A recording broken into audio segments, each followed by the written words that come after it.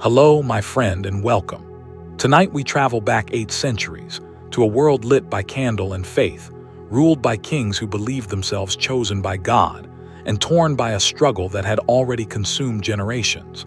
Tonight we speak of a crusade unlike any other. A crusade fought not with the clash of swords beneath the walls of a besieged city, but with the careful, patient words of two remarkable men who chose, against every expectation of their age, to make peace instead of war. This is the story of the Sixth Crusade. This is the story of how Jerusalem was returned to Christian hands not through conquest, but through diplomacy. And this is the story of the man history remembers as Stupor Mundi, the wonder of the world, Emperor Frederick II of the Holy Roman Empire. But to understand how an excommunicated emperor came to negotiate the peaceful return of the holiest city in Christendom, we must first understand the world that produced him. We must go back to the smoke and ash of failure, to the banks of the Nile, where the armies of Christendom had just suffered one of the most devastating defeats in the entire history of the crusading movement. It is the year 1221. For 2 long years, the armies of the Fifth Crusade have laid siege to the Egyptian port city of Damietta, a fortress guarding the mouth of the Nile and with it the gateway to Cairo. The Crusaders have bled for this city. They have watched comrades die of plague, of starvation, of arrow and blade. And in November of 1219, after a siege that broke the will of men on both sides, Damietta finally falls. For a moment, it seems as though God has smiled upon the Latin cause. The city that guards Egypt is theirs. But victory, as it so often does in the history of the Crusades, breeds overreach.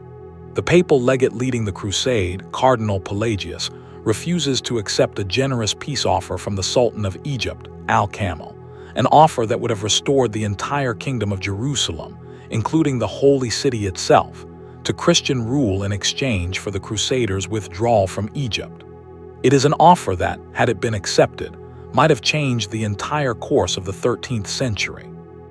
But Pelagius, certain that God intends total victory, refuses. He pushes the army south along the Nile toward Cairo, and there, trapped between the rising floodwaters of the Nile and the armies of the Sultan, the crusade collapses. In August of 1221, the remnants of the Fifth Crusade surrender.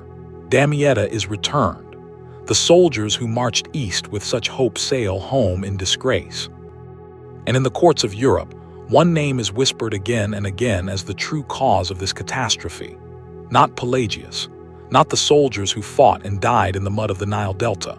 The name whispered with growing bitterness is that of a young monarch who had sworn years before to lead this very crusade himself, and who had again and again delayed his departure. That name is Frederick, King of Sicily, King of Germany, and soon to be crowned Holy Roman Emperor. To understand why an entire failed crusade could be laid at the feet of a man who was never present on the battlefield, we need to understand the strange, almost mythic status Frederick already held in the imagination of Europe, even as a young man. He was born in December of 1194 in the small Italian town of Jesse, in circumstances so dramatic that legend attached itself to him before he had even drawn his first breath. His mother, Constance of Sicily, was nearly 40 years old and pregnant with her only child. So fearful was she of accusations that the pregnancy was a fraud, that she arranged to give birth in a public square, beneath a tent, in full view of the townspeople, so that no one could doubt the child was truly hers. Frederick entered the world as a spectacle, a living proof against rumor, and in some strange way he would spend the rest of his life as a man the world could not stop watching, could not stop debating, could not stop mythologizing. His father was Henry VI, Holy Roman Emperor of the powerful Hohenstaufen dynasty of Germany. His mother was the heiress to the Norman Kingdom of Sicily, a realm unlike any other in the Mediterranean world, a place where Latin Christians, Greek Orthodox Christians, and Muslims had lived under a single crown for generations, where the royal court in Palermo employed Arabic-speaking scribes and Byzantine-trained administrators, where the king himself might dress in the silks of an Eastern potentate, even while holding Mass in a Latin cathedral. This fusion of worlds, this inheritance of tolerance and curiosity and multilingual sophistication, would shape Frederick's mind in ways that made him almost incomprehensible to the more provincial courts of Northern Europe. He was, from birth, a bridge between civilizations that most of his contemporaries believed to be locked in eternal, existential war. But before Frederick could grow into the man who would one day walk the streets of Jerusalem as its recognized sovereign, he first had to survive being a child. And it was, by any measure, a treacherous childhood. His father died in 1197, when Frederick was not yet 3 years old. His mother died the following year, in 1198, leaving the toddler king as the ward of the newly elected Pope, Innocent III, one of the most formidable and ambitious pontiffs in the history of the medieval church. Sicily itself, meanwhile, descended into a chaos of warring barons, rival regents, and foreign opportunists, all seeking to seize control of the wealthy island kingdom, or of the boy who was its nominal ruler. Accounts from chroniclers of the period describe a childhood of genuine hardship. The young king, they tell us, sometimes went without adequate food or clothing. He wandered, at times, almost unsupervised through the streets of Palermo, a city of extraordinary diversity, absorbing the languages and customs of the Greek, Arab, and Jewish communities who called it home. It was said that by the time he reached adulthood, Frederick could speak 6 languages, among them Latin, Greek, Arabic, French, German, and Sicilian, and that he brought to his rule an intellectual curiosity that ranged from falconry and medicine to astronomy, mathematics, and Islamic philosophy. This was not the profile of a typical Crusader king. This was a man who saw the Islamic world not merely as an enemy to be destroyed, but as a civilization to be studied, questioned, even admired.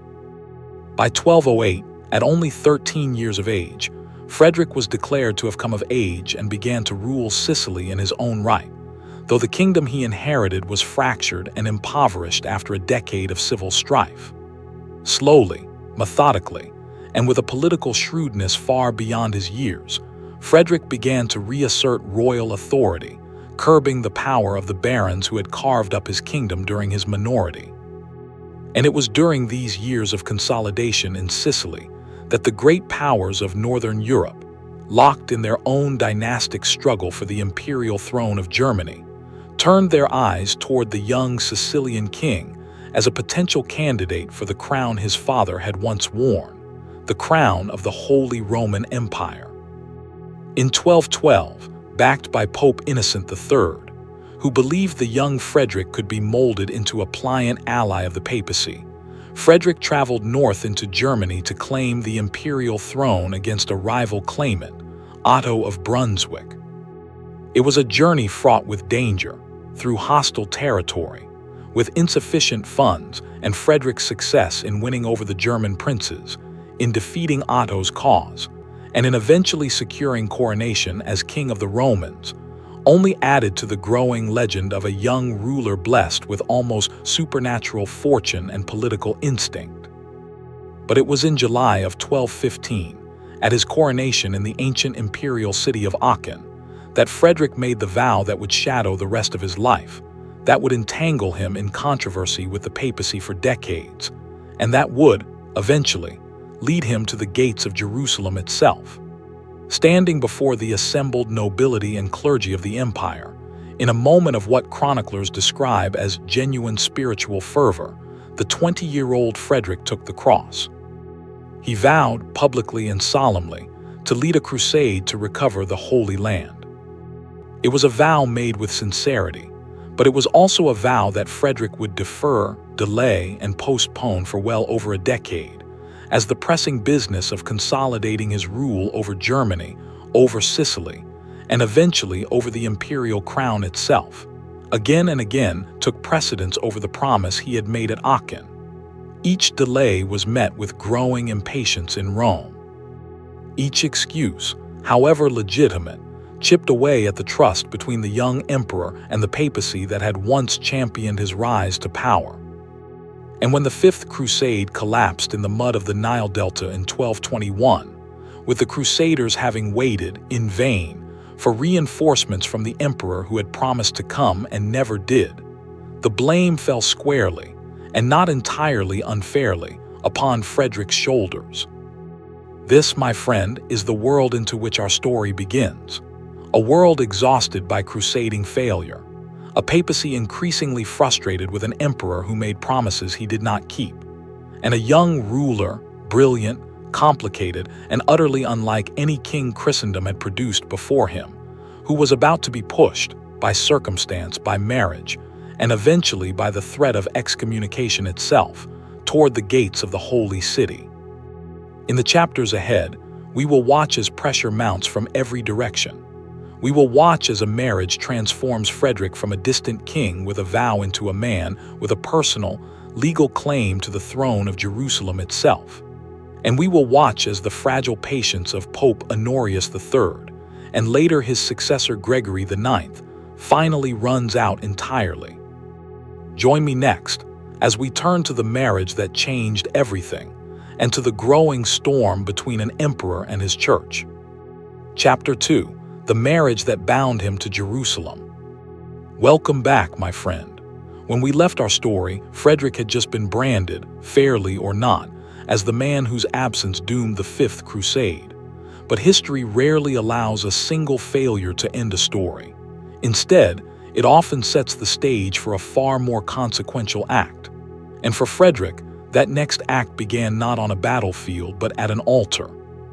By the early 1220s, the Kingdom of Jerusalem existed in a peculiar, almost paradoxical state. The city of Jerusalem itself had been lost to Saladin back in 1187, nearly 40 years earlier.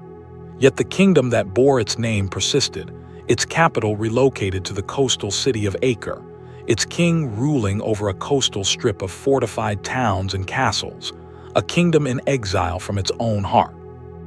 The reigning monarch of this truncated realm was King John of Brienne, a capable soldier and one of the commanders of the failed Fifth Crusade. But John held his throne only through his marriage to the previous heiress, Maria of Montferrat, who had died in 1212. Upon her death, the crown passed by right of blood to their infant daughter, a girl named Yolanda, sometimes called Isabella II. John of Brienne, now an aging widower ruling a kingdom on behalf of his young daughter, faced an urgent problem. His fragile kingdom, squeezed between the Mediterranean Sea and the resurgent power of the Ayyubid Sultanate, desperately needed the military and financial resources of a great Western power to survive, let alone to ever reclaim Jerusalem itself. And what greater power existed in Christendom than the Holy Roman Empire? What greater champion could the beleaguered kingdom hope for than Frederick himself, a monarch who ruled Sicily, Germany, and soon the imperial throne, and who had already sworn publicly at his coronation in Aachen to lead a crusade to the Holy Land. The idea took shape gradually, championed in particular by Pope Honorius III, who saw in a marriage between Frederick and the young heiress Yolanda a way to bind the emperor personally, permanently, and legally to the cause of the crusade. If Frederick married the Queen of Jerusalem, he would no longer merely be a distant Western monarch who had made a vow. He would become, by right of his wife, King of Jerusalem himself, with a direct and undeniable stake in the recovery of the kingdom's lost capital. It was, on paper, an elegant solution to years of frustrated diplomacy. In March of 1223, at a conference held in the Italian city of Ferentino, Frederick, Pope Honorius, and John of Brienne met to hammer out the terms. Frederick agreed to marry Yolanda, and in exchange committed once again to launch his long-delayed crusade, this time with a firm deadline, June of 1225. It seemed at last that the pieces were falling into place. A wedding would seal an alliance. An alliance would guarantee an army. And an army would, at long last, return Jerusalem to Christian rule. But the marriage, when it finally occurred in November of 1225, did not unfold as John of Brienne had hoped. Yolanda, only about 13 or 14 years old at the time of the wedding, was married to Frederick by proxy in Acre, and then transported to Italy to be married again, in person, in the Cathedral of Brindisi.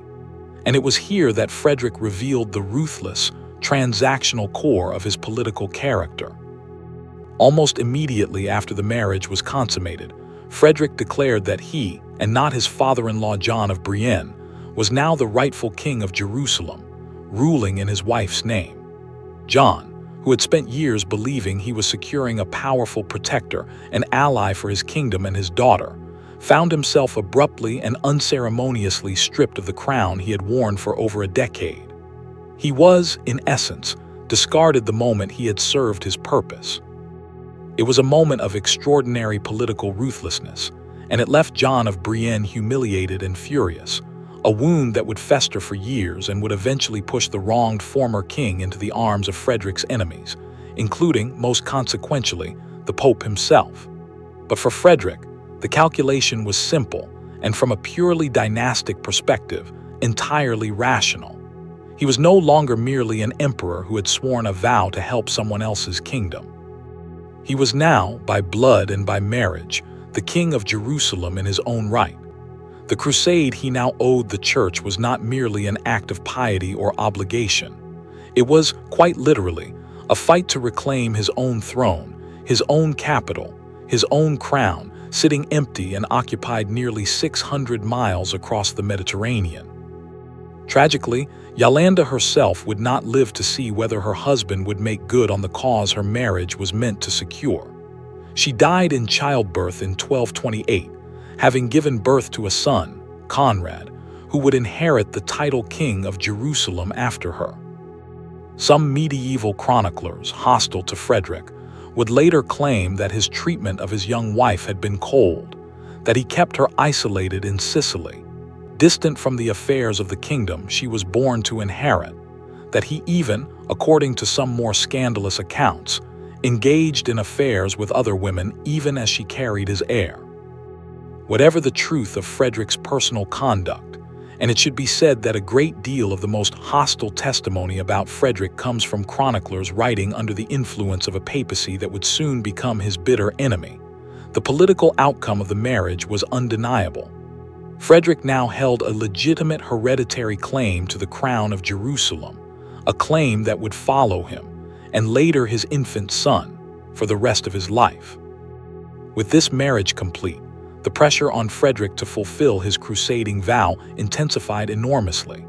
He was no longer a powerful monarch who happened to have made a promise years earlier in a moment of youthful religious fervor. He was now the king of Jerusalem in title, a king whose own capital city lay in the hands of another faith, a king whose personal honor, and not merely his spiritual obligation, was now tied directly to the success or failure of a crusade. Pope Honorius III, and the more severe pontiff who would soon succeed him, intended to make absolutely certain that Frederick understood the seriousness of what he now owed to Christendom.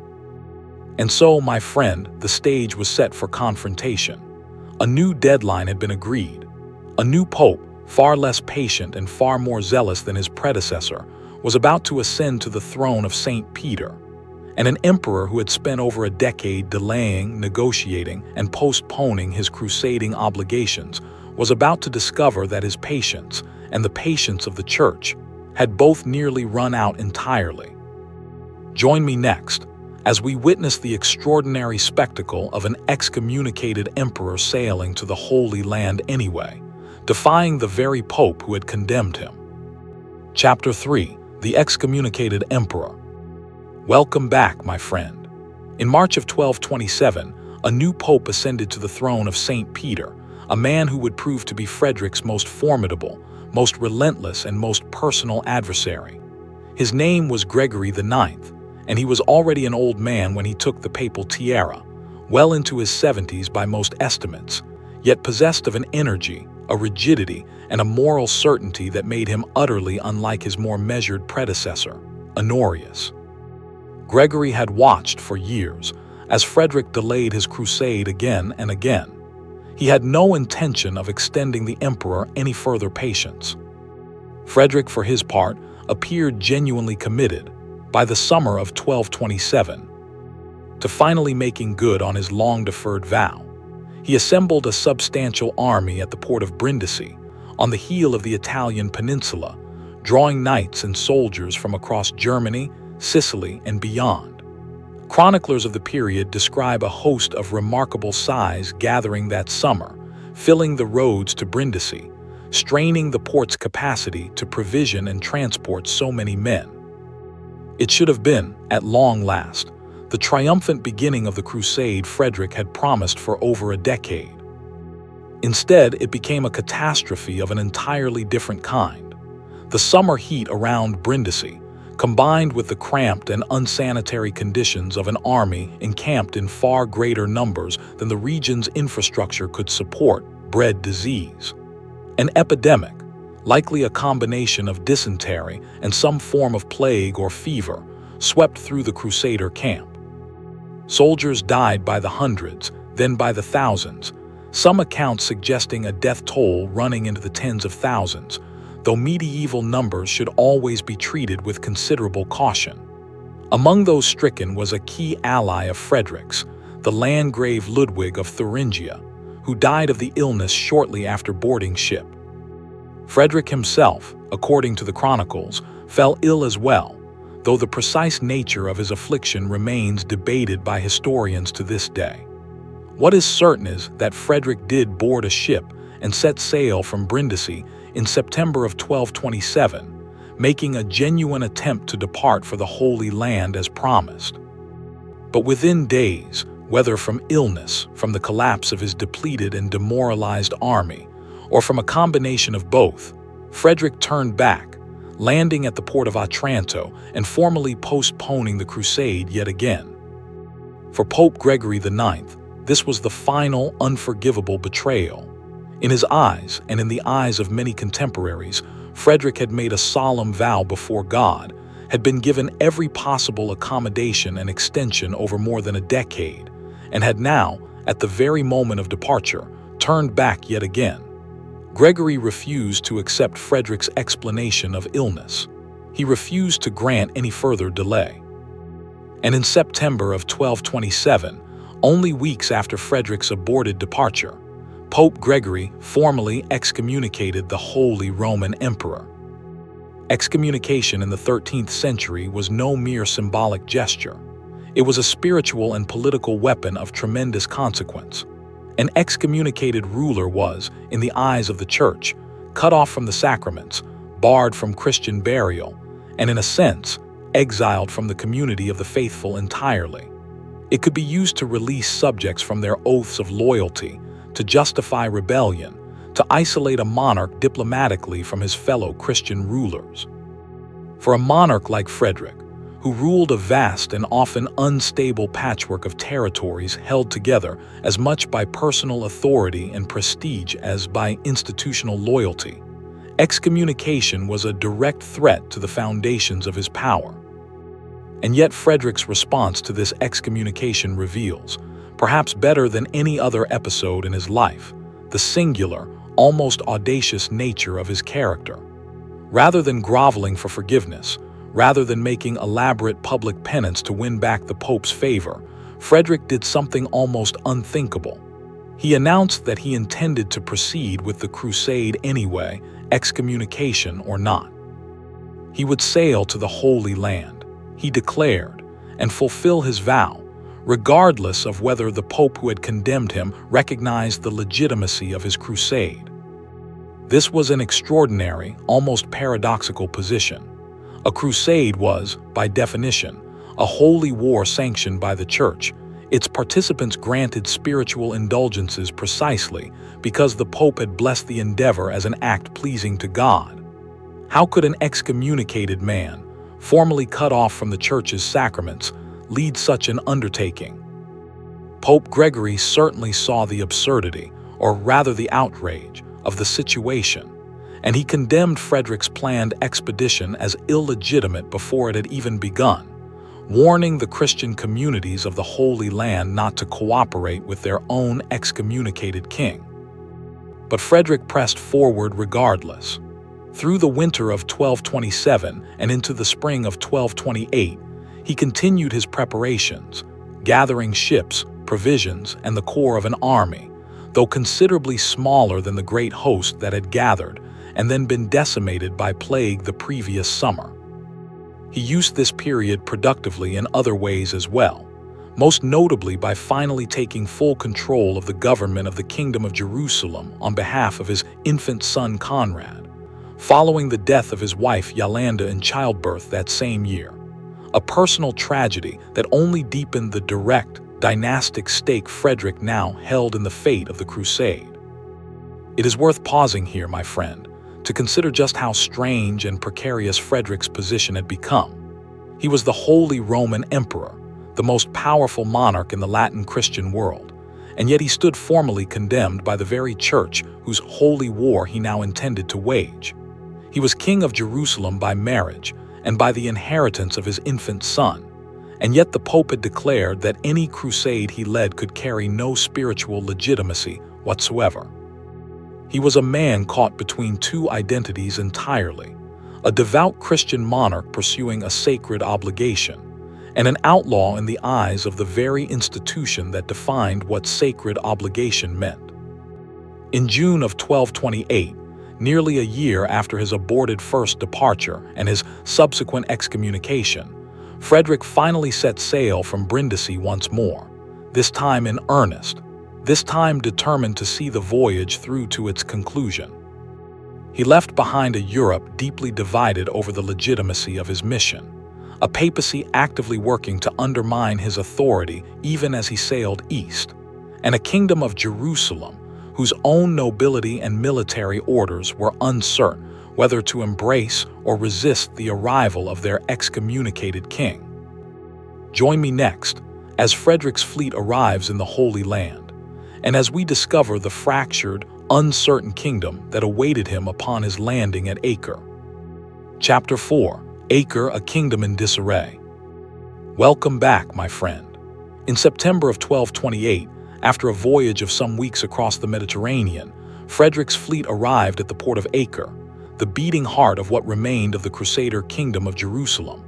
What he found waiting for him there was not the unified, grateful welcome one might expect for a king arriving to save his kingdom. Instead, Frederick stepped into a landscape of suspicion, division, and outright hostility, much of it aimed squarely at him. The Kingdom of Jerusalem, or what remained of it after decades of loss to Saladin and his successors, was a fragile coastal strip, a string of fortified towns, castles, and ports clinging to the eastern shore of the Mediterranean. Acre itself had become the kingdom's de facto capital, a bustling, crowded, multicultural port city, home to merchants from Venice, Genoa, and Pisa, to the great military orders of the Templars and Hospitallers, to local barons whose families had held their fiefs in the East for generations, and to a native Christian population that had lived under both Crusader and, at times, Muslim rule. This was a society shaped by nearly a century and a half of contact, conflict, and at times surprising coexistence with the Islamic world. The barons of Outremer, as the Crusader states were collectively known, understood the political and military realities of the region in a way that newly arrived Crusaders from Europe often did not. They knew that the great fantasy of European crusading rhetoric, that the Holy Land could simply be reconquered through righteous violence and held indefinitely, bore little relationship to the actual balance of power in the Levant. Survival for the Crusader states had always depended on shifting alliances, careful diplomacy, and the exploitation of divisions within the Muslim world, not on any illusion of overwhelming military superiority. Into this environment, seasoned by generations of pragmatic realpolitik, arrived Frederick, an excommunicated emperor whose crusade the Pope himself had publicly condemned as illegitimate. This created an almost impossible situation for the local nobility and the military orders. The Templars, in particular, found themselves in a position of extraordinary awkwardness. As a religious military order answering directly to the Pope, how could they in good conscience follow the banner of a man the Pope had formally cast out of the Church? Chronicles from the period describe the Templars as deeply reluctant to cooperate fully with Frederick's expedition, at times refusing to march alongside his forces, at times undermining his authority through their own independent communications with the Muslim rulers of the region. The Hospitallers proved somewhat more cooperative, though even their support was measured and cautious. And looming over the entire situation was the bitter, personal animosity of John of Brienne.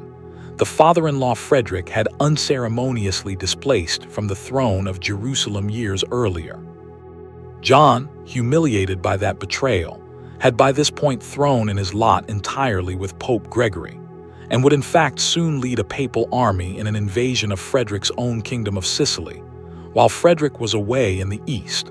A stunning act of political treachery that added enormous urgency to Frederick's need to conclude his business in the Holy Land quickly and return home to defend his own territories. The local baronage of the Kingdom of Jerusalem, too, viewed Frederick with considerable wariness.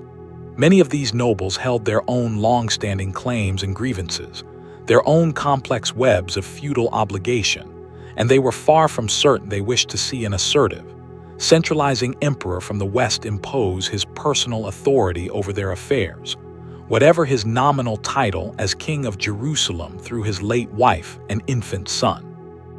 And then there was the matter of Cyprus. On his voyage to Acre, Frederick had stopped at the island kingdom of Cyprus, ruled at the time by the young King Henry I, whose regency Frederick attempted to claim for himself on the grounds of feudal seniority. This maneuver, executed with characteristic Hohenstaufen assertiveness, alienated the Cypriot nobility and added yet another layer of local resentment to the coalition Frederick would need to hold together for any crusade to succeed. So when Frederick landed at Acre in September of 1228, he did so not as a conquering hero welcomed by a unified and grateful kingdom, but as a controversial, excommunicated outsider, distrusted by the military orders sworn to defend the kingdom, resented by local barons wary of his ambitions, and shadowed by the very real possibility that his own Italian territories might be invaded and lost while he campaigned abroad. It was, by any measure, one of the strangest positions any crusading leader had ever occupied. And yet, remarkably, it was precisely this combination of pressures, an urgent need to resolve matters quickly, a fractured and unreliable coalition of local support, and a genuinely small military force insufficient for any serious campaign of conquest, that would push Frederick toward the solution that would define his entire crusade, and that would make it unlike any other expedition in the 2 centuries of crusading history that preceded it.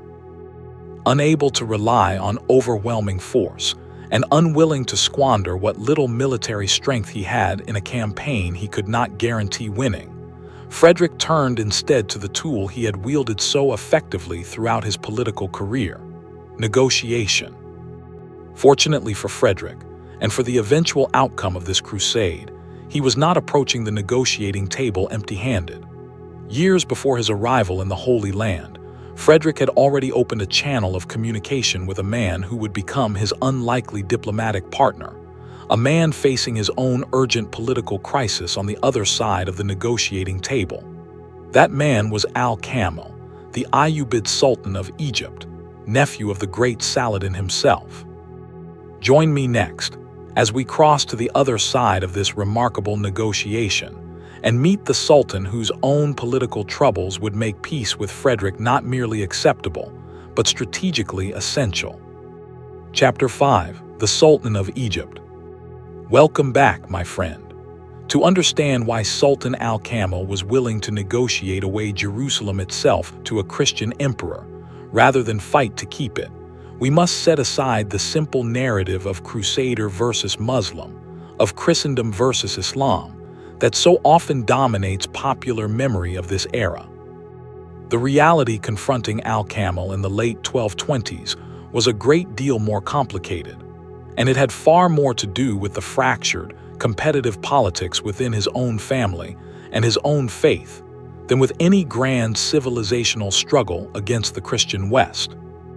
Al-Kamil was the son of Al-Adil, who was himself the brother of the legendary Saladin, the Sultan who had famously recaptured Jerusalem from the Crusaders in 1187. Upon Al-Adil's death in 1218, the vast Ayyubid Empire that Saladin had built, stretching across Egypt, Syria, and parts of Mesopotamia and Arabia, was divided among his sons according to the family's customary practice, with different branches of the family ruling different regional centers, nominally under the authority of the eldest as a kind of first among equals.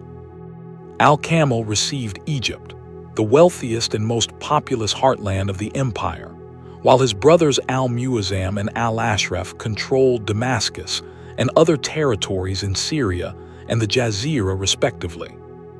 This arrangement, seemingly stable on paper, was in practice a recipe for chronic rivalry, suspicion, and periodic outright warfare between brothers who each harbored ambitions of consolidating greater power for themselves. By the mid-1220s, tensions between Al-Kamil in Cairo and his brother Al-Muazzam in Damascus had escalated dramatically.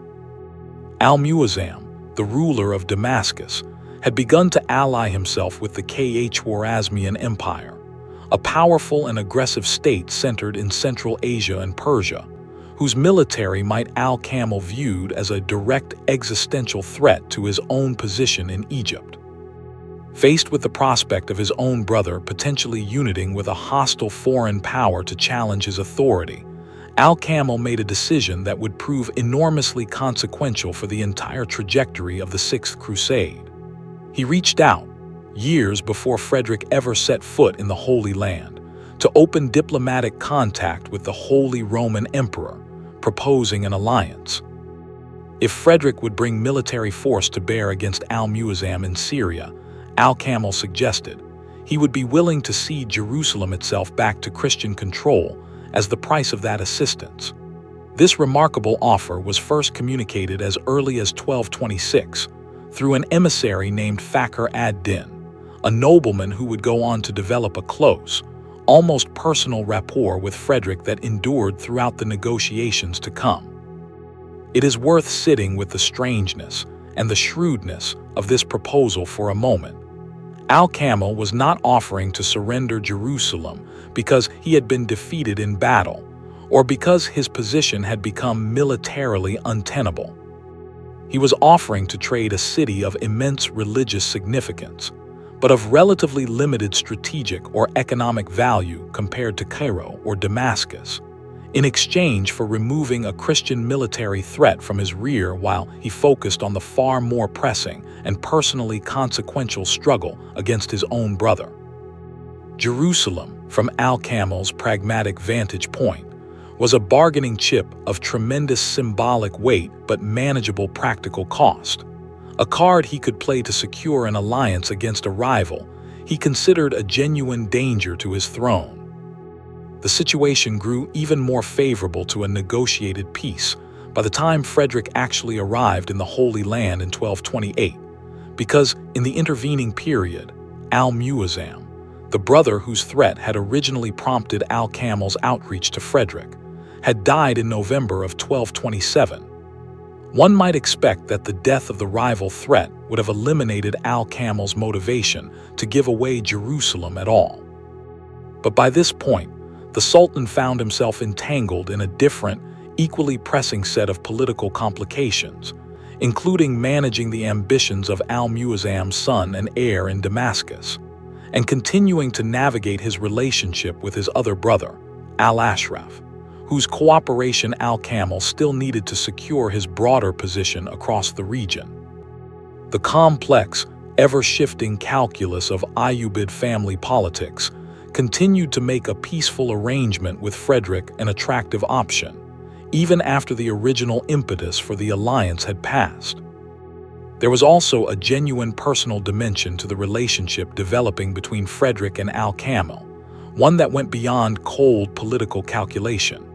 Both men were known in their respective courts as unusually intellectual, curious rulers, interested in science, philosophy, and the exchange of ideas across the religious and cultural boundaries that so often define their era as one of conflict.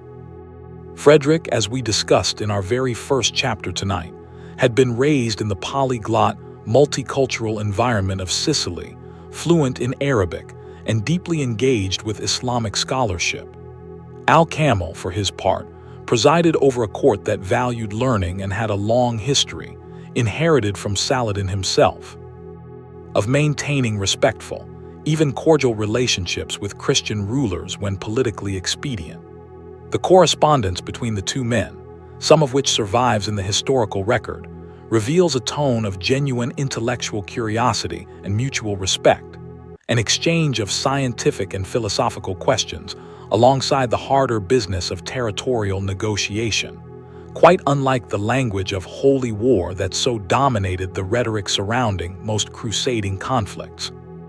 So when Frederick landed at Acre in September of 1228, commanding a force too small to conquer Jerusalem by military force, he did so with the considerable advantage of already having cultivated years of diplomatic groundwork, with a sultan who had his own compelling reasons to seek a negotiated peace rather than a prolonged war.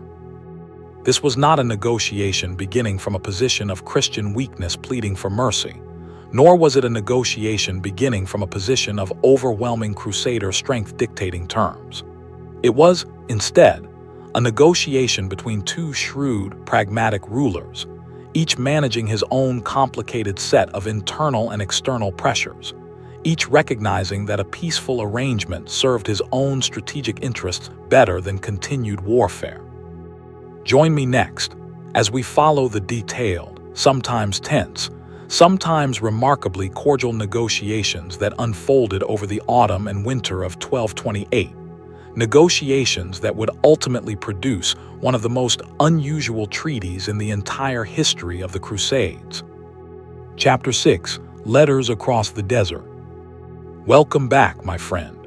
As autumn of 1228 settled over the Levant, Frederick moved his small army south along the coast from Acre, first to Jaffa, positioning his forces in a way that projected enough credible military presence to be taken seriously, while carefully avoiding any offensive action that might collapse the delicate diplomatic understanding he had spent years cultivating with Al-Kamil. This was a crusade fought, in its most decisive moments, not with siege engines and cavalry charges, but with letters, emissaries, and the patient, iterative language of diplomacy. The chief intermediary in these negotiations, on the Muslim side, was the same nobleman who had carried Al-Kamil's original overture years earlier, Fakhr ad-Din. Contemporary chroniclers, including the Arab historian Ibn Wasil, who had access to court sources close to the negotiations, describe a genuinely warm rapport between Frederick and Fakhr ad-Din, one that went beyond mere diplomatic courtesy. Ibn Wasil records that Frederick, during this period, sent Fakhr ad-Din a series of scientific and philosophical questions, curious about mathematics, about the workings of the natural world, treating the exchange as an opportunity for intellectual engagement, even as the two men worked through the substance of a territorial settlement. But we should not romanticize this negotiation into a simple story of philosophical kinship overcoming religious division. The negotiations were difficult, protracted, and at multiple points nearly collapsed entirely. Al-Kamil, despite his original willingness to consider ceding Jerusalem, faced enormous internal pressure from his own religious establishment and military commanders, many of whom viewed any surrender of the Holy City, sacred to Islam as the location of the Prophet Muhammad's night journey, and the site of the Dome of the Rock and the Al-Aqsa Mosque, as a betrayal of both faith and the hard-won legacy of Saladin's reconquest. For Al-Kamil to give away Jerusalem was not a simple administrative decision. It carried enormous religious and political risk, and the Sultan needed to carefully manage the terms of any agreement to make it politically survivable within his own court and among the broader Muslim population of the region. On Frederick's side, the pressures were equally intense, though different in character. His military force was genuinely too small to compel Al-Kamil into any agreement through the threat of force alone. His crusade had been condemned as illegitimate by the Pope, meaning any negotiated settlement he achieved would need to stand on its own diplomatic merits, without the backing of formal church endorsement, and indeed under active papal opposition. He was also acutely aware of the ticking clock represented by John of Brienne's papal-backed invasion of his Sicilian territories back in Italy, an invasion that grew more dangerous the longer Frederick remained abroad. Every month spent negotiating in the Levant was a month during which his own home territories lay vulnerable. The negotiations proceeded through the autumn and into the winter, with extended pauses, renewed correspondence, and periodic crises that threatened to derail the entire process. At one particularly tense juncture, negotiations reportedly stalled over the question of Muslim access to Jerusalem's sacred sites, a question of enormous religious sensitivity for a Muslim population that revered the Al-Aqsa Mosque and the Dome of the Rock as among the holiest locations in all of Islam, ranking third in sanctity after Mecca and Medina. Al-Kamil could not, under any circumstances, agree to a settlement that barred Muslims from worship at these sites, regardless of who held nominal sovereignty over the city's walls and fortifications. This particular sticking point reveals something important about the eventual character of the agreement these two men would reach. It would not be a simple transfer of total sovereignty, a clean handover of the kind more familiar from purely territorial conflicts. It would instead need to be an unusually creative, layered arrangement, one that separated different dimensions of control, religious access, military fortification, administrative authority, in ways that could satisfy the core, non-negotiable concerns of both parties, even while leaving many practical questions of day-to-day governance somewhat ambiguous or shared. Meanwhile, back in the Crusader camp at Jaffa, Frederick's position remained precarious in ways that had little to do with the Muslim side of the negotiating table at all. The Templars, as we discussed previously, remained deeply uneasy about following the banner of an excommunicated emperor, and their cooperation with the logistics and positioning of the Crusader army was inconsistent at best. Chroniclers describe a Crusader camp rife with internal tension, factional suspicion, and uncertainty about whether Frederick's negotiations would produce anything of substance, or whether the entire expedition would end in embarrassment, much as the Fifth Crusade had ended in disaster years before. Adding to this atmosphere of uncertainty, Pope Gregory IX continued his active campaign to undermine Frederick's legitimacy, even while the negotiations with Al-Kamil proceeded. Gregory sent letters to the Christian communities and military orders of the Holy Land, explicitly instructing them not to cooperate with Frederick's crusade, and worked to spread word throughout the Levant of the emperor's excommunicated status, hoping to isolate him diplomatically, even as he attempted to negotiate on behalf of Christendom's interests in the region. Some accounts even suggest that agents sympathetic to the Pope's cause attempted to communicate with Al-Kamil directly, urging the Sultan not to deal with the excommunicated emperor at all, though the Sultan, guided by his own strategic calculations rather than the internal politics of the Latin Church, continued to treat Frederick as the legitimate negotiating partner he needed him to be. Despite all of these countervailing pressures, the fundamental logic that had brought Frederick and Al-Kamil to the table in the first place, Frederick's need for a face-saving resolution that would allow him to return home and defend his Italian territories, and Al-Kamil's need to neutralize a Christian military threat, while he managed his own complex web of family and regional politics, continued to push both men toward compromise. By the early weeks of 1229, after months of careful, patient diplomacy, the outlines of an agreement had finally taken shape. Join me next as we examine in detail the extraordinary terms of the Treaty of Jaffa, the document that would return Jerusalem to Christian hands without a single major battle being fought. Chapter 7. The Treaty of Jaffa. Welcome back, my friend. On the 18th of February in the year 1229, at the Crusader camp in Jaffa, Emperor Frederick II and Sultan Al-Kamil concluded a 10-year truce that would come to be known to history as the Treaty of Jaffa. It was, by the standards of any crusading agreement before or since, an extraordinary document, a triumph of pragmatic diplomacy over the more absolute, zero-sum logic of holy war that had governed so much of the preceding century, and a half of conflict between crusaders and the Islamic powers of the Levant. The core provision of the treaty was the restoration of Jerusalem to Christian control, along with a corridor of land connecting the city to the coast, ensuring that pilgrims and crusaders could travel safely between the port cities held by the Christians and the Holy City itself. In addition to Jerusalem, the treaty also restored Bethlehem and Nazareth to Christian rule, two other towns of enormous religious significance, tied respectively to the birth of Jesus Christ and to the years of his upbringing.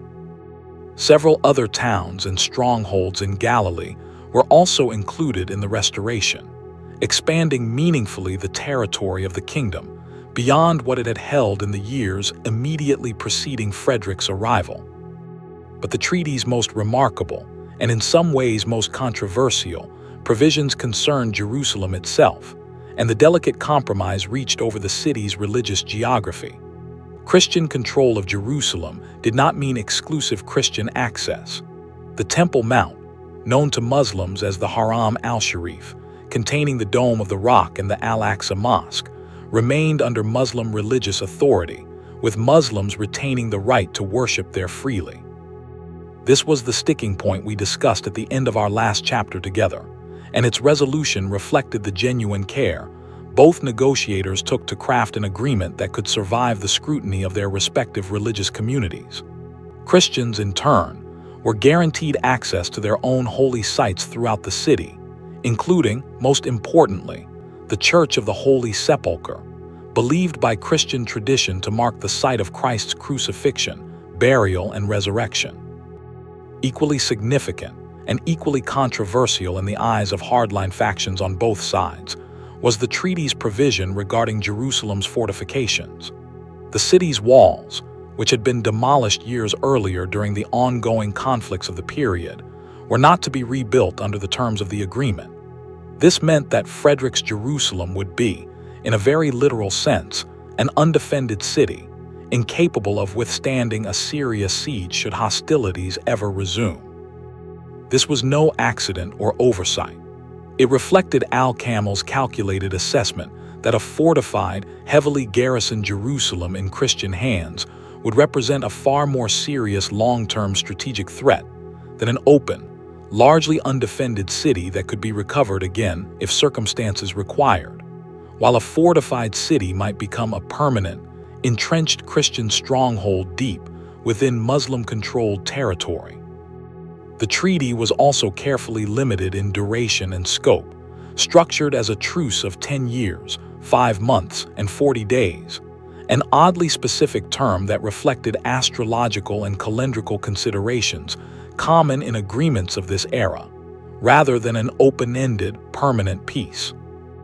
It applied specifically to the territories and parties directly involved in the negotiation, and it explicitly excluded certain unresolved disputes, including notably the continued Muslim control of the Temple Mount's administrative authority, even as worship rights were guaranteed to both faiths, and various other localized territorial questions that would continue to require diplomatic management in the years ahead.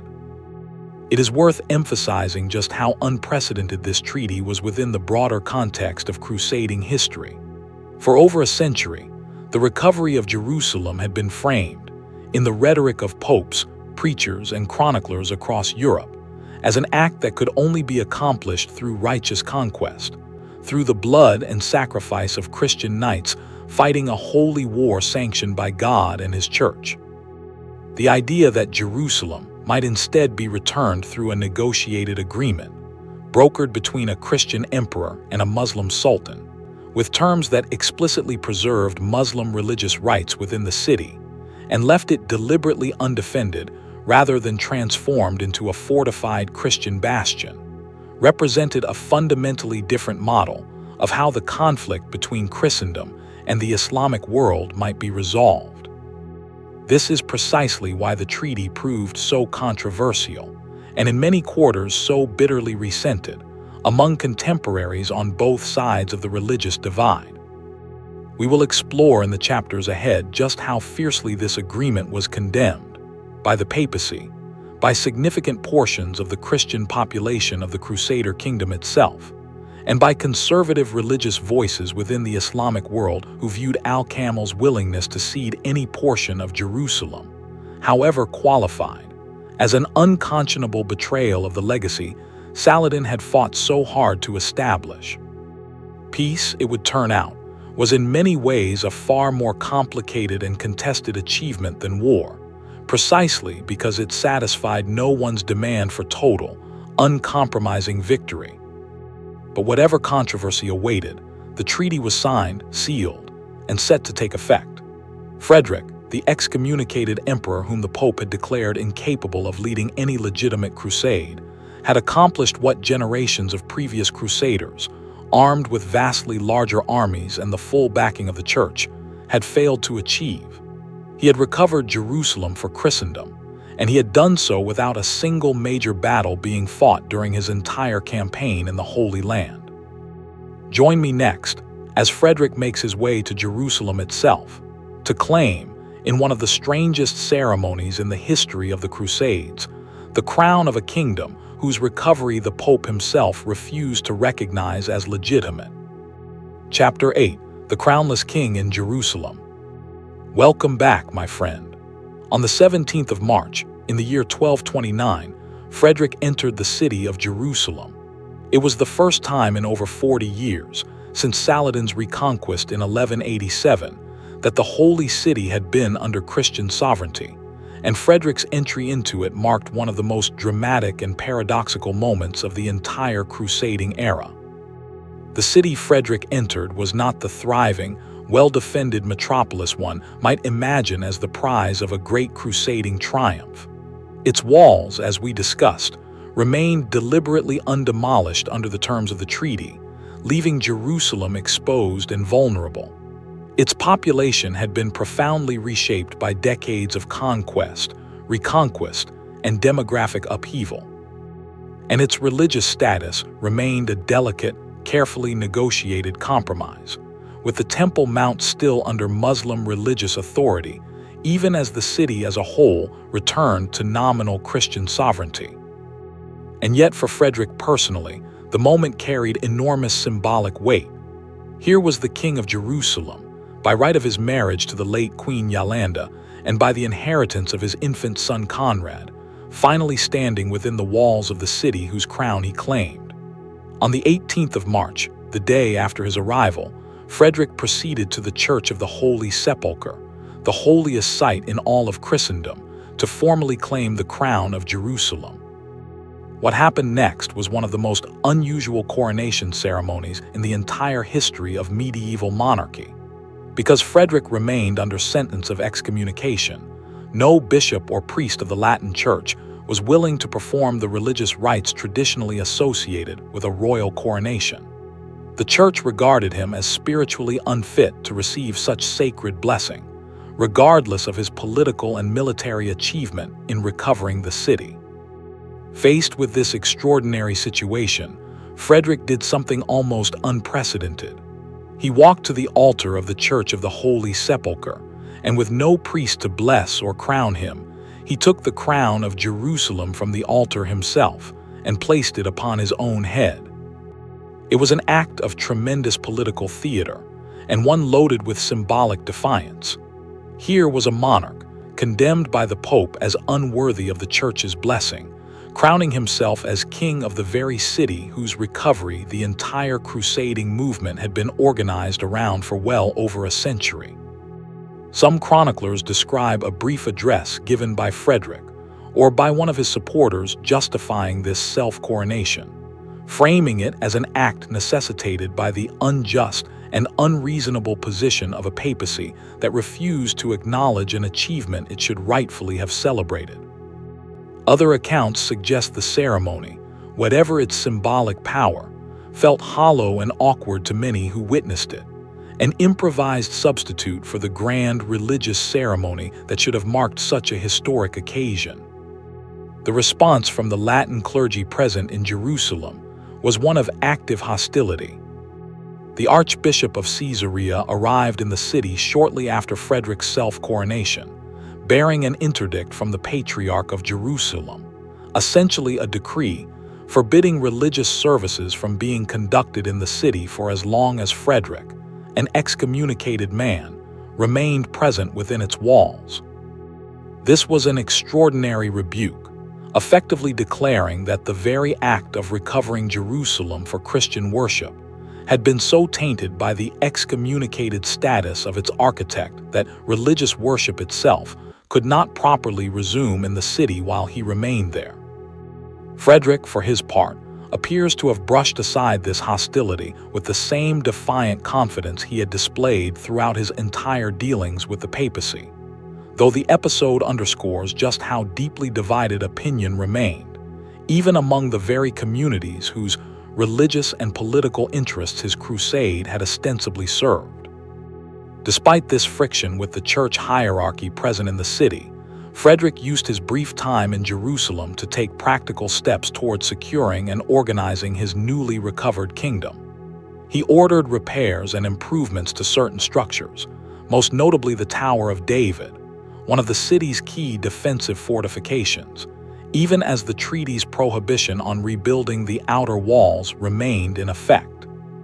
He also worked to establish some measure of administrative order over a kingdom whose governance had been in flux for decades, though the deliberately limited nature of his stay meant that much of this organizational work would necessarily remain incomplete, left for future administrators to continue after his departure. Frederick's time in Jerusalem, remarkable as it was, could not last long. The pressures that had shaped his entire crusade, the urgent need to return to Italy and confront the invasion of his territories by papal forces under the command of the very father-in-law he had once displaced, meant that Frederick's triumphant, controversial moment in the Holy City would be brief. Within just a couple of days of his self-coronation, Frederick began making preparations to depart Jerusalem and begin his journey back toward the coast, and eventually back across the Mediterranean, to confront the crisis awaiting him at home. Join me next as we examine the fierce and immediate reaction to Frederick's treaty and coronation, a reaction that reveals just how radically his negotiated peace diverged from what both Christian and Muslim contemporaries believed a proper resolution to their long conflict should look like. Chapter 9: A City Divided in Reaction. Welcome back, my friend. If Frederick believed that recovering Jerusalem, whatever the unconventional means, would earn him widespread acclaim across Christendom, he was quickly disabused of that notion. The reaction to the Treaty of Jaffa, on both sides of the religious divide it straddled, ranged from deeply skeptical to outright furious, and the controversy surrounding the agreement reveals a great deal about the gap between the practical realities of 13th century geopolitics and the more absolute, ideologically charged expectations that both Christian and Muslim populations had come to hold regarding the fate of Jerusalem. In Rome, Pope Gregory IX, who had already excommunicated Frederick and condemned his crusade as illegitimate before it even began, was in no mood to celebrate the emperor's diplomatic triumph. If anything, the success of the treaty presented Gregory with an awkward problem. An excommunicated emperor, defying papal authority, had accomplished what generations of properly sanctioned crusades had failed to achieve. Rather than softening his position, Gregory intensified his campaign against Frederick, and the Pope even went so far as to place the city of Jerusalem itself under interdict, forbidding religious services there while it remained associated with its excommunicated conqueror, a position we touched on in the previous chapter through the actions of the patriarch's representatives on the ground. More practically damaging to Frederick was the fact that Gregory had already, while Frederick campaigned in the Holy Land, launched a military invasion of Frederick's own territories in southern Italy and Sicily, using papal troops under commanders that included, fittingly and bitterly, forces loyal to John of Brienne, the father-in-law Frederick had displaced years earlier. This invasion, sometimes referred to by historians as the War of the Keys, represented a direct assault on Frederick's home territories precisely while he was engaged in what he considered his sacred duty abroad, a stark illustration of just how personal and how relentless the conflict between emperor and pope had become. Within the Kingdom of Jerusalem itself, reaction to the treaty was similarly divided. Many of the local barons and clergy, while grateful for the recovery of Jerusalem in a purely territorial sense, remained deeply uncomfortable with the specific terms Frederick had negotiated, particularly the prohibition on rebuilding the city's walls, which left the recovered capital essentially indefensible against any future Muslim campaign to retake it. The Templars, who had already shown reluctance to fully support Frederick's crusade from the outset, viewed the settlement with particular suspicion, especially given the continued Muslim religious authority over the Temple Mount, a site of tremendous significance to the military orders, whose very names and identities were bound up with the sacred geography of the city. The reaction within the Islamic world proved equally fraught, though for very different reasons. For many contemporary Muslim chroniclers and religious authorities, Al-Kamal's decision to cede Jerusalem, even under the carefully negotiated terms that preserved Muslim worship rights at the Haram al-Sharif, represented a profound and troubling reversal of Saladin's hard-won legacy. Saladin had become, in the decades since his death in 1193, an almost legendary figure across the Islamic world, celebrated as the ruler who had reunited Muslim territories and driven the Crusaders from the Holy City after nearly a century of Christian occupation. For his own nephew to voluntarily hand that same city back to Christian sovereignty, whatever the political logic behind the decision, struck many contemporaries as a betrayal of that legacy, an act that provoked genuine outrage and grief among the populations of Damascus and other Muslim centers where news of the treaty arrived. The historian Ibn Wasil, one of our most valuable sources for the Muslim perspective on these events, records that news of the treaty was received in Damascus with something approaching public mourning, with religious scholars publicly weeping and denouncing the agreement from the pulpits of the city's mosques. Preachers reportedly refused to lead prayers, viewing the surrender of the Holy City, even in its qualified form, as a source of profound religious grief. Some accounts describe Al-Kamal facing pointed criticism and even open contempt from segments of his own court and religious establishment, who viewed his pragmatic, transactional approach to Jerusalem's fate as fundamentally incompatible with the sacred duty of jihad that Saladin's legacy had come to represent.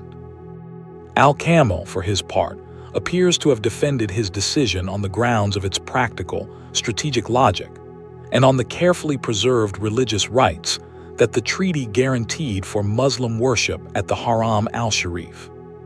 He could point, quite reasonably, to the deliberately weakened, undefended state of the city under the treaty's terms, arguing that Jerusalem in this form posed little genuine strategic threat and could, if circumstances required, be retaken relatively easily in the future, an argument that would prove, in a sense, prophetic, as we will see when we discuss the eventual unraveling of this peace in the years following Frederick's departure. What becomes clear, examining the reaction from both sides of this negotiated peace, is that the treaty satisfied almost no one's maximalist expectations. Devout Christians who dreamed of a fully restored, gloriously fortified Christian Jerusalem, purified of any Muslim presence whatsoever, found the treaty's compromises deeply unsatisfying. Devout Muslims who saw Saladin's reconquest as a permanent, sacred triumph found any surrender of the city, however qualified or strategically justified, to be an intolerable concession. It was, in the truest sense, a piece of pragmatists, crafted by two rulers willing to accept an imperfect, controversial compromise rather than continue a war that served neither of their deeper strategic interests, and reviled by ideologues on both sides who could not accept anything less than total, uncompromising victory for their own faith. Join me next as Frederick, having achieved his controversial triumph, faces one final, dangerous test on his journey home, a hostile reception from his own fellow Christians that reveals just how isolated his diplomatic achievement had left him. Chapter 10: The Long Road Home. Welcome back, my friend. Having secured his treaty and crowned himself king in the Church of the Holy Sepulchre, Frederick now faced the urgent task of returning to Italy, where his own territories remained under invasion by papal forces. But his departure from the Holy Land would prove to be nearly as fraught and dramatic as his arrival had been. A final, almost farcical episode that captures the depth of hostility Frederick's controversial crusade had generated among his fellow Christians in the Crusader states. As Frederick made his way from Jerusalem back toward the coast, and eventually to the port of Acre to arrange his passage back to Europe, he found the city's population, or at least significant portions of it, in an openly hostile mood. The clergy of Acre, aligned with the interdict pronounced against Frederick and furious over what they viewed as a sacrilegious, illegitimately negotiated peace, reportedly organized public demonstrations against the emperor. Chroniclers describe scenes of extraordinary indignity, with hostile crowds jeering at Frederick in the streets, and in some of the more vivid accounts, even throwing offal, refuse, and other filth at the emperor as he made his way through the city. A stunning and humiliating reception for a monarch who, whatever the controversy surrounding his methods, had just accomplished the return of Jerusalem to Christian sovereignty for the first time in over 4 decades. The depth of this hostility reveals just how effectively Pope Gregory's condemnation, combined with the genuine unease many local Christians felt about the specific terms of the treaty, had poisoned Frederick's reputation even among the very communities whose interests his crusade had ostensibly served.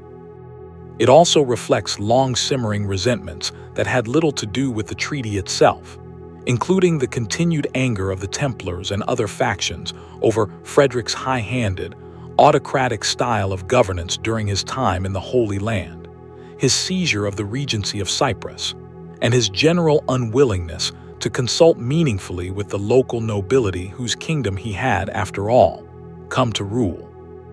Despite this hostile atmosphere, Frederick managed to depart Acre and begin his voyage back to Italy in May of 1229, having spent less than a year in total on his crusading expedition, a remarkably short campaign by the standards of previous crusades, many of which had dragged on for years without ever achieving results as significant as the recovery of Jerusalem itself. The speed of Frederick's departure was driven almost entirely by the urgency of the crisis awaiting him at home, where the papal invasion of his Sicilian territories, led by forces loyal to Gregory and including troops under the command of John of Brienne, continued to make significant gains in Frederick's absence. Upon his return to Italy in June of 1229, Frederick moved with characteristic speed and military effectiveness to reverse the losses his territories had suffered during his absence. Drawing on the same combination of decisive military action and shrewd political negotiation that had characterized his entire career, Frederick's forces succeeded in driving back the papal invasion over the following months, reclaiming the territories that had been lost and restoring his authority over his Italian domains. This military success, combined with the practical reality that Frederick's crusade had, whatever the controversy over its methods, achieved a result that even Gregory could not entirely ignore or dismiss: The actual, physical recovery of Jerusalem for Christendom gradually created the conditions for a resolution to the standoff between emperor and pope. In July of 1230, over a year after Frederick's return from the Holy Land, a formal peace was concluded between Frederick and Pope Gregory, known to history as the Treaty of San Germano.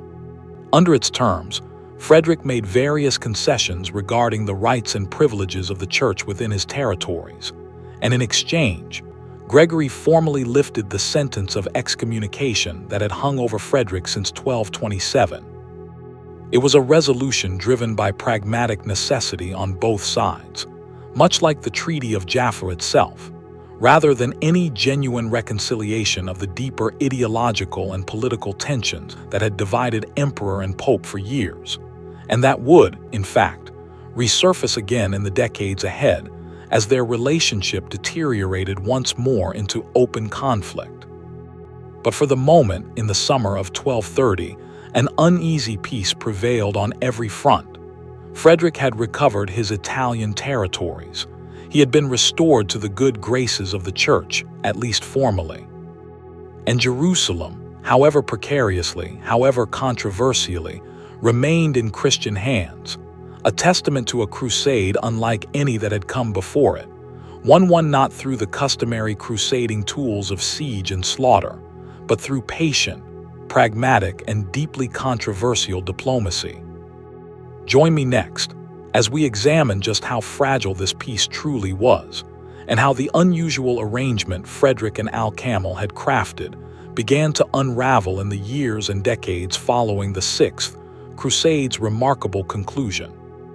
Chapter 11: The Fragile Peace. Welcome back, my friend. The Treaty of Jaffa was always, by its own explicit terms, a temporary arrangement, a truce of just over 10 years rather than a permanent settlement. Both Frederick and Al-Kamel understood this from the outset, and in the years that followed the treaty's conclusion, the peculiar, deliberately fragile peace the two rulers had constructed began to show the strains that its architects had, in a sense, built into it from the very beginning. After Frederick's departure in 1229, the governance of the Kingdom of Jerusalem fell to a series of regents and officials ruling in the name of Frederick's infant son Conrad, who never actually set foot in his own kingdom during these years, remaining instead in Europe with his father. This absentee kingship created chronic instability within the Crusader kingdom, as local barons and military orders, many of whom had never fully accepted Frederick's authority in the first place, contested with imperial officials for effective control over the kingdom's governance. The very divisions we observed during Frederick's own time in the Holy Land, the suspicion of the Templars, the resentment of the local nobility, the complicated relationship with the Hospitallers and the Italian merchant communities of Acre, Genoa, Venice, and Pisa, only deepened in the years following his departure, as the kingdom lacked the kind of unifying royal authority that might have papered over these fractures. On the Muslim side of the ledger, Al-Kamel's death in 1238 removed the architect of the peace from the Ayyubid side of the equation, and once again plunged the extended Ayyubid family into the kind of internal succession disputes that had originally motivated Al-Kamel's willingness to negotiate away Jerusalem in the first place. As various claimants jockeyed for control of Egypt, Damascus, and the other territories of the fractured Ayyubid realm, the careful calculations that had once made peace with the Christian kingdom, strategically advantageous, shifted once again, and the temporary truce approached its expiration in an environment of renewed instability and competition among Muslim rulers, some of whom saw considerably less strategic benefit in maintaining an agreement they had never fully embraced in the first place. As the truce approached its formal expiration around 1239, European Christendom organized a new crusading expedition, sometimes called the Barons' Crusade, led by Theobald of Champagne and later by Richard of Cornwall, brother of the King of England, intended in part to reinforce, and where possible, expand upon the territorial gains Frederick had negotiated a decade earlier. This expedition achieved some further diplomatic and territorial gains, taking advantage of continued divisions among Ayyubid claimants to secure additional concessions. But it also illustrated just how contested and precarious the entire arrangement in the Holy Land remained, dependent as it was on the shifting, unstable politics of rival Muslim factions, rather than on any permanent, structural resolution to the underlying territorial and religious dispute. The truly decisive blow to the peace Frederick had negotiated came in 1244, a full 15 years after the original Treaty of Jaffa, when Jerusalem fell once again, this time not to a resurgent, unified Ayyubid army, but to a very different force entirely, the Khwarezmians. The same Central Asian military power, whose alliance with Al-Muazzam had originally prompted Al-Kamil's outreach to Frederick back in the 1220s. Displaced from their original territories by the devastating Mongol conquest sweeping across Central Asia and Persia during this period, the Khwarezmian forces, operating now as something closer to a roving mercenary army than a settled state, were invited into the region by the Ayyubid ruler of Egypt at the time, as Salih Ayyub, as allies in his own struggles against rival family members controlling Damascus and other Syrian territories. The Khwarezmians, however, showed none of the careful, negotiated restraint that had characterized Al-Kamil's approach to Jerusalem over a decade earlier. In the summer of 1244, they stormed into Jerusalem, and because the city's walls had never been rebuilt under the terms of Frederick's treaty, precisely the vulnerability that Al-Kamil had calculated into the original agreement, the city fell with devastating speed and brutality. Contemporary accounts describe a massacre of much of the city's Christian population, along with widespread destruction, including desecration of Christian holy sites within the city, an outcome that stood in stark, tragic contrast to the careful, negotiated protections both faiths had enjoyed under Frederick's original arrangement. The fall of Jerusalem to the Khwarezmians in 1244 proved permanent, in the sense that the city would not return to any form of sustained Christian sovereignty again during the Crusading era, and indeed would not return to any form of Western political control until many centuries later, under vastly different historical circumstances entirely. In this sense, the 15 years of Christian rule over Jerusalem that Frederick's remarkable diplomacy had achieved represent something of a historical epilogue to the era of the great crusading kingdoms, a final, brief restoration of Christian sovereignty over the Holy City before its permanent departure from the political map of the Crusader states. The fall of Jerusalem in 1244 also helped trigger the next major crusading expedition, the catastrophic Seventh Crusade led by King Louis IX of France, later canonized as Saint Louis, an expedition that would end in disaster with Louis himself captured by Egyptian forces in 1250, a stark reminder of just how difficult, costly, and often futile the more conventional, militarized approach to crusading warfare could prove, especially when compared with the relatively bloodless, if fragile and controversial, achievement Frederick had secured through negotiation alone. Join me next as we step back from the immediate unraveling of this particular piece and consider the broader legacy of Frederick's unusual crusade within the longer arc of medieval history, a legacy that would prove, in many ways, more significant and more enduring than the 15 years of Christian Jerusalem it directly produced. Chapter 12: The Legacy of a Bloodless Crusade. Welcome back, my friend. In assessing the historical significance of the Sixth Crusade, we must resist two tempting but overly simple narratives.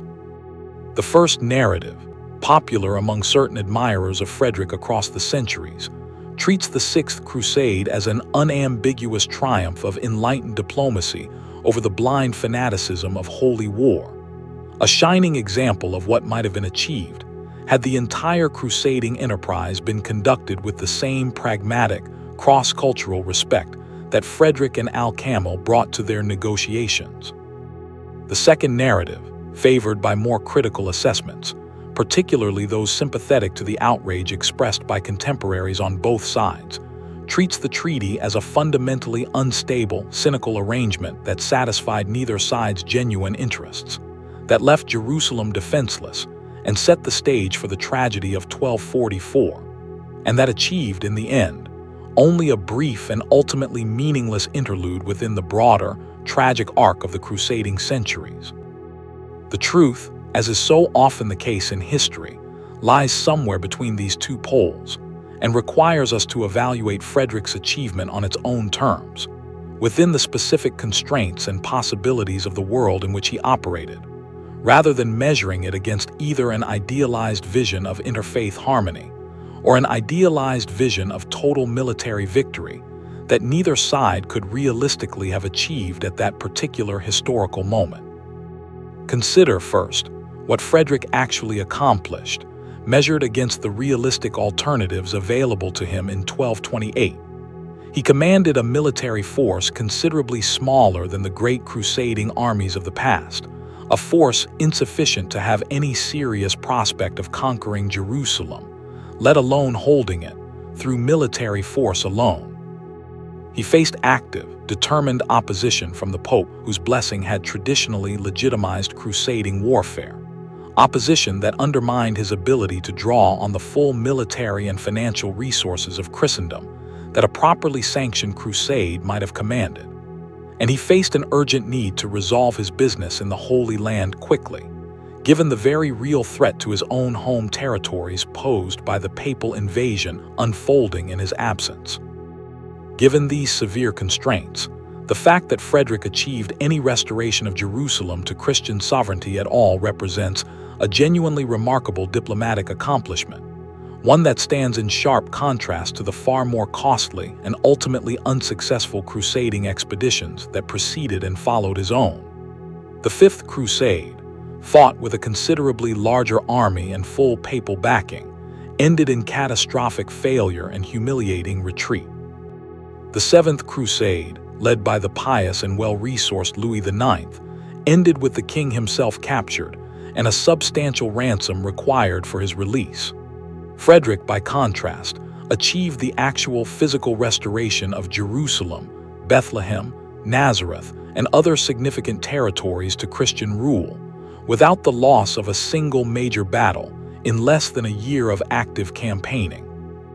At the same time, we should not overstate the durability or the depth of what Frederick's diplomacy actually achieved. The treaty was, by its own terms, temporary. It left Jerusalem's defenses deliberately weakened. It failed to resolve, and indeed in many ways papered over, the deeper structural tensions between rival Ayyubid family factions on one side and between the emperor and the local baronage and military orders of the Crusader kingdom on the other, that would continue to destabilize the region long after Frederick's departure.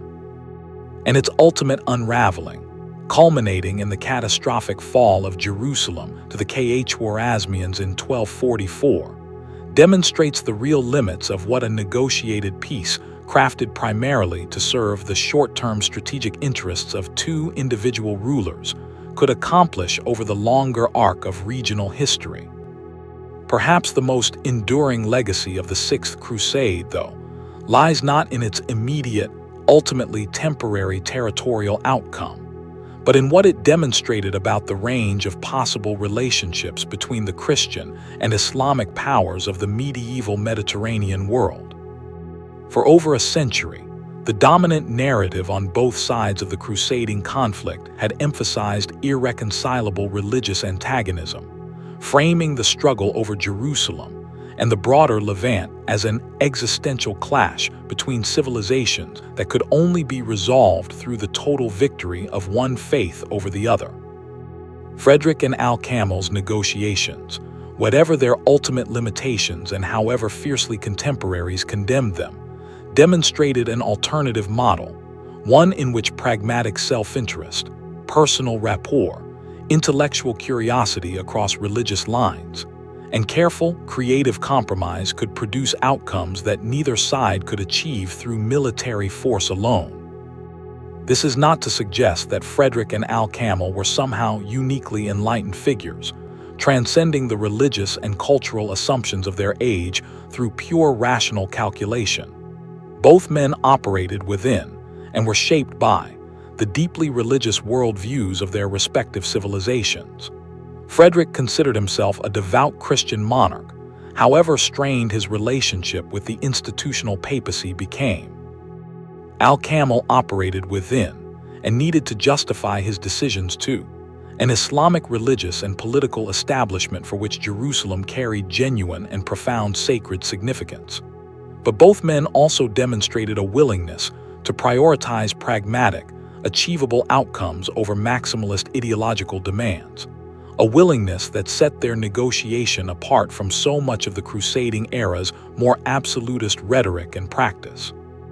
Join me next as we consider how this remarkable episode has been remembered, reinterpreted, and mythologized across the 8 centuries, since Frederick placed that crown upon his own head in the Church of the Holy Sepulchre. Chapter 13, Echoes Through History. Welcome back, my friend. Few episodes in medieval history have generated quite as much interpretive controversy, across quite so many centuries, as Frederick's peaceful recovery of Jerusalem. To trace how this episode has been remembered is to trace, in miniature, the shifting attitudes of Western civilization itself toward religious authority, toward the relationship between Christianity and Islam, and toward the very meaning of the crusading movement as a whole. In the immediate aftermath of the Sixth Crusade, as we have already seen, contemporary opinion was sharply divided and largely hostile. Chroniclers writing under the influence of the papacy, men like the anonymous author of certain hostile Sicilian and papal-aligned accounts, portrayed Frederick's crusade in deeply unflattering terms, emphasizing his excommunicated status, his self-coronation without proper religious sanction, and the controversial, allegedly inadequate terms of his treaty with Al-Kamil. For these writers, Frederick's success was tainted, even rendered illegitimate, by the manner in which it had been achieved, outside the sanctioned framework of papal-blessed holy war.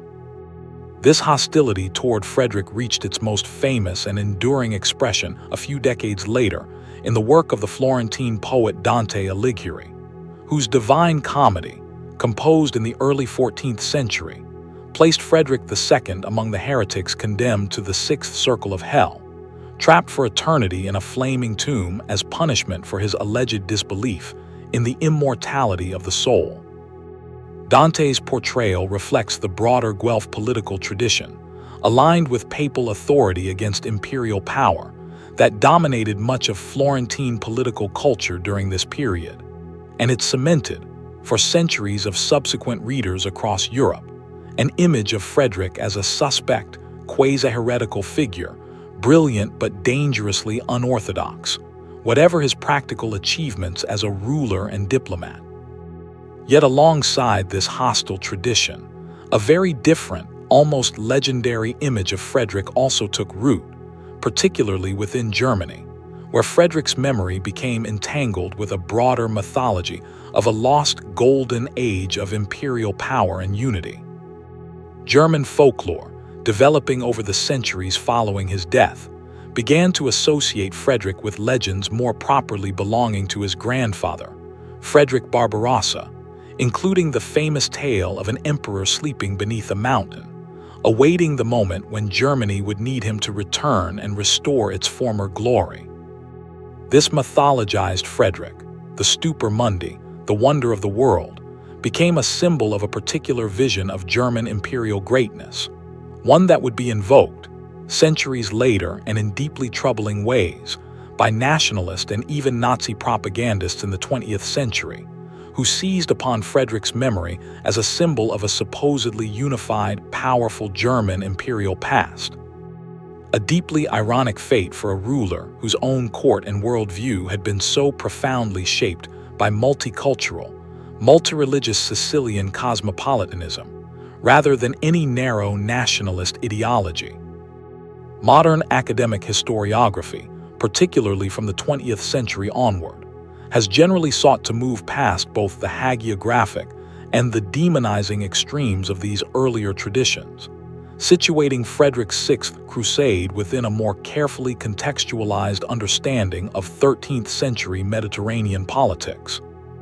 Historians such as Thomas Van Cleve, David Abulafia, and others have emphasized the practical, pragmatic logic of Frederick's diplomacy, situating his negotiations with Al-Kamel within the broader pattern of shifting alliances, trade relationships, and diplomatic contacts that had long characterized relations between the Crusader states and their Muslim neighbors, even during periods of active military conflict. These historians tend to emphasize that Frederick's approach, while unusual in its outcome, was not entirely without precedent, drawing on decades of accumulated diplomatic experience and cultural exchange between the Crusader states and the surrounding Islamic world, exchange that had always existed alongside, and often in considerable tension with, the more absolutist rhetoric of holy war promoted by successive popes and crusade preachers. Contemporary historians have also worked to recover and center the perspective of Muslim chroniclers like Ibn Wasil, whose detailed, relatively sympathetic account of Frederick and his negotiations with Al-Kamel provides an invaluable counterweight to the more one-sided Latin Christian sources that dominated earlier Western historiography of the Crusades. Ibn Wasil's portrayal of Frederick as an intellectually curious, personally engaging figure, one who reportedly expressed genuine admiration for aspects of Islamic scholarship and culture during his time in the Holy Land, complicates any simple narrative of the Crusades as a monolithic clash of civilizations, revealing instead a far more complex, textured world of individual relationships, mutual curiosity, and pragmatic accommodation existing alongside, and sometimes in genuine tension with, the broader structures of religious conflict that define the era. In more recent decades, as scholarly and popular interest in interfaith dialogue and comparative religious history has grown, Frederick's Sixth Crusade has attracted renewed attention as a historical case study in cross-cultural diplomacy, cited by scholars and commentators interested in exploring alternatives to purely militarized approaches to religious and territorial conflict. This renewed interest should be approached with appropriate historical caution. Frederick and Al-Kamel were not modern liberal humanitarians seeking interfaith harmony for its own sake. They were medieval rulers pursuing their own dynastic, political, and strategic interests, operating within a world that remained, in most respects, deeply committed to the religious and ideological frameworks of their respective civilizations. But their willingness to prioritize pragmatic negotiation over continued warfare, even within that deeply religious and often violently intolerant context, remains a genuinely remarkable and historically significant achievement, one that continues to reward careful study 8 centuries after it occurred. Join me next as we turn away from the battlefield and the negotiating table entirely, and step inside the extraordinary court that Frederick built in Sicily, a court whose intellectual and cultural achievements reveal a great deal about the mind of the man who accomplished this singular diplomatic triumph. Chapter 14: The World Frederick Built. Welcome back, my friend. To fully appreciate why Frederick approached his crusade so differently than his predecessors, we must spend some time inside the remarkable intellectual and cultural world he built around himself in Sicily, a court that stood as one of the most extraordinary centers of learning, artistic patronage, and cross-cultural exchange anywhere in 13th century Europe. Frederick's court, based primarily in Palermo and later in various residences across southern Italy and Sicily, brought together scholars, poets, scientists, and translators from across the Mediterranean world, Christian, Muslim, and Jewish alike, in a manner that had few parallels anywhere else in Latin Christendom during this period. Frederick himself possessed genuine intellectual interests that went far beyond the martial and administrative concerns typical of most medieval monarchs. He corresponded with Muslim scholars on questions of philosophy, mathematics, and natural science. He maintained a personal menagerie of exotic animals, including elephants, camels, and leopards, gifts and acquisitions from various diplomatic contacts across the Mediterranean and Islamic world, which he used both as a display of royal magnificence and as subjects of genuine scientific curiosity and observation. Perhaps Frederick's most significant and enduring intellectual legacy is his treatise on falconry, known by its Latin title De Arte Venandi cum Avibus, or The Art of Hunting with Birds. Far more than a simple hunting manual, this remarkable work represents one of the most sophisticated pieces of empirical natural science produced anywhere in medieval Europe, based on Frederick's own careful, direct observation of bird behavior, anatomy, and physiology, rather than simply repeating the classical authorities, particularly Aristotle, whose natural history writings dominated most medieval scientific thought. Frederick was willing, remarkably for his era, to directly challenge and correct Aristotle on specific points of observed fact, a degree of empirical independence that anticipates, in certain respects, the scientific methods that would not become widespread in European thought for centuries afterward. Frederick also founded the University of Naples in 1224, one of the first universities in Europe established by a secular ruler rather than through ecclesiastical or municipal initiative, intended in part to train administrators and legal scholars for his own government, without requiring his subjects to travel to universities in territories controlled by rival powers or by the papacy itself. This institution reflects Frederick's broader approach to governance, one that emphasized centralized, rationally organized administration, staffed by trained professionals, over the more decentralized, feudal patterns of governance common elsewhere in Europe during this period.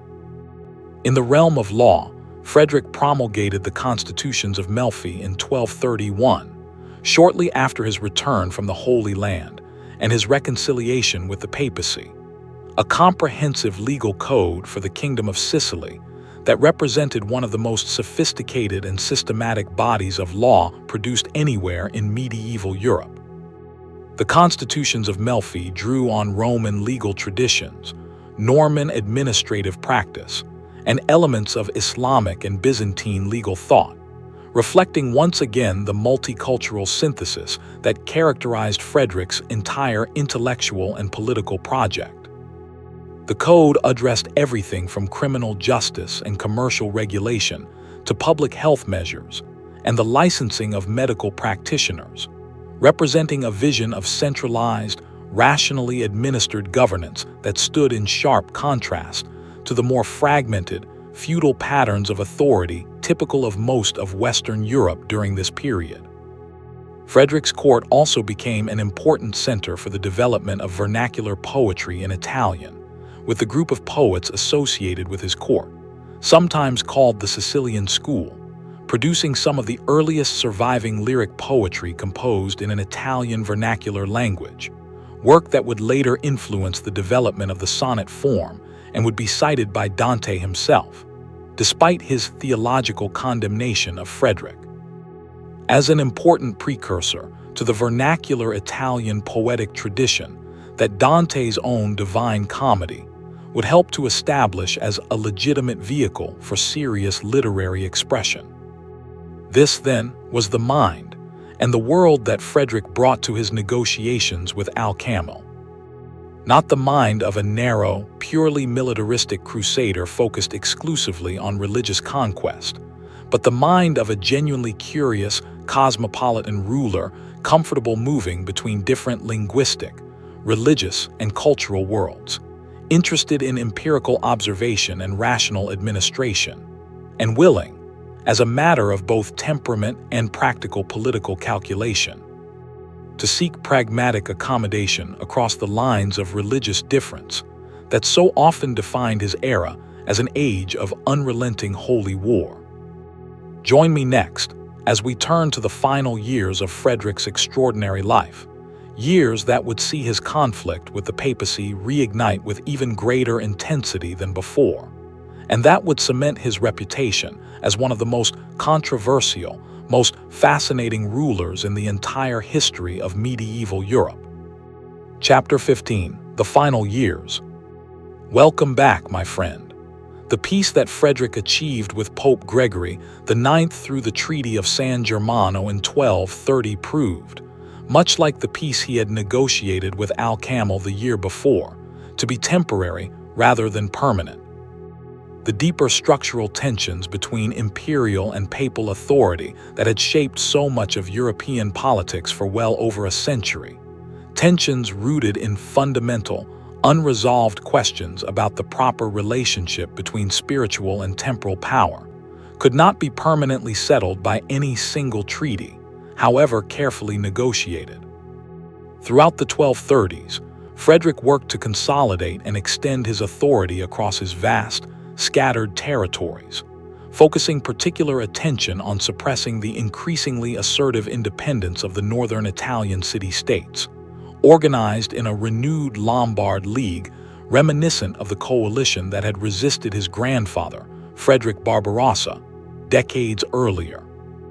Frederick achieved a major military victory over this Lombard coalition at the Battle of Cortenuova in 1237, a triumph he celebrated with considerable pageantry, including a triumphal procession through Cremona featuring an elephant and the captured Carroccio, the ceremonial war cart of the defeated Milanese forces, paraded as a trophy of imperial victory.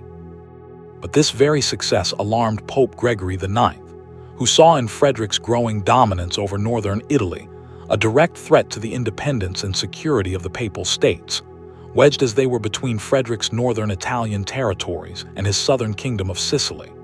In 1239, Gregory once again excommunicated Frederick, reigniting the same fundamental conflict between emperor and papacy that had shaped the years leading up to the Sixth Crusade a decade earlier.